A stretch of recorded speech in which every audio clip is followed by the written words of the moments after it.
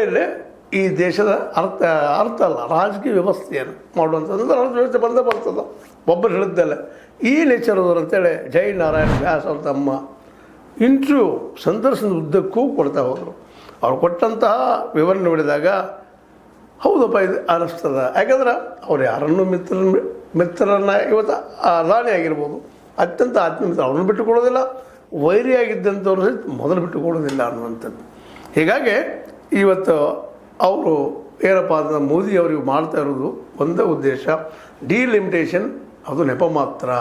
ಅವ್ರು ನೆಕ್ಸ್ಟ್ ಇವ್ರು ಏನು ಇರ್ತದಪ್ಪ ಅಂತಂದ್ರೆ ಅಧ್ಯಕ್ಷೀಯ ಪದ ತರಬೇಕು. ತಾವು ನಿರಂತರವಾಗಿ ತಾವೊಬ್ಬರು ಹೋಗುವಂಥ ಪುತಿನ್ ಹೋಗ್ತಾ ಇದ್ದಾರೆ ರಷ್ಯಾದಲ್ಲೇ, ಚೈನಾದಲ್ಲೇ, ಇನ್ನುಳಿದ ಅನೇಕ ದೇಶಗಳಲ್ಲಿ dictator type of the government.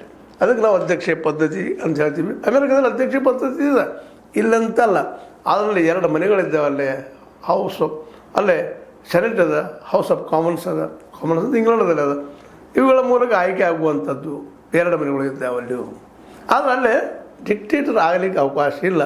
2 ಸಲ ಅಧ್ಯಕ್ಷ ಆದಂಥ 3 ಸಲ ಅಧ್ಯಕ್ಷ ಆಗೋದಕ್ಕೆ ಅವಕಾಶನೇ ಇಲ್ಲ. ಹೀಗಾಗಿ ಒಬ್ಬ ವ್ಯಕ್ತಿ ಡಿಕ್ಟೇಟರ್ ಆಗಿ ಉಳಿಲಿಕ್ಕೆ ಅಮೆರಿಕದಲ್ಲಿ ಸಾಧ್ಯ ಇಲ್ಲ. ಆದರೆ ಭಾರತದಲ್ಲಿ ತರುವಂಥ ಪ್ರಯತ್ನ ಇಲ್ಲೂ ಇಲ್ಲ. ಆದರೆ 2/3 ಮೆಜಾರಿಟಿ ಮಾಡಿಕೊಂಡು 362 2/3 ಅಂದ್ರೆ ಅಷ್ಟು ಮಿನಿಮಮ್.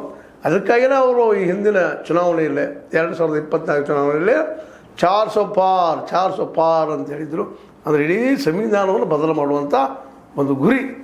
ಅವರ ಮಿತ್ರರು, ಅವರ ಸಹಯೋಗಿಗಳು ಮೆಂದರು ಹೇಳ್ತಾರೆ. ನಮ್ಮಲ್ಲಿಂತ ಅನಂತ್ ಕುಮಾರ್ ಹೆಗಡೆ ಅವ್ರ ಮೆಂದರು ಹೇಳ್ತಾರೆ,